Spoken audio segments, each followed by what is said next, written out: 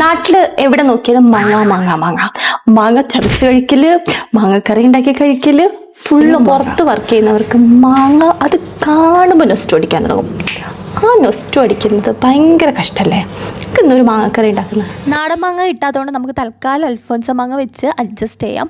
Cut ചെയ്ത മാങ്ങ ഒരു പാത്രത്തിലിടുക, മുളകിടുക, മഞ്ഞൾപ്പൊടി, മുളക് പൊടി, ആവശ്യത്തിന് ഉപ്പ്, അത് കഴിഞ്ഞിട്ട് കുറച്ച് വെള്ളം ചേർക്കുക. അതും ആവശ്യത്തിനാട്ടോ വെള്ളം വേണ്ടത്. എന്നിട്ട് നന്നായിട്ട് അങ്ങ് മിക്സ് ചെയ്യുക. ഒരു 2 സെക്കൻഡ് മിക്സ് ചെയ്താൽ മതി.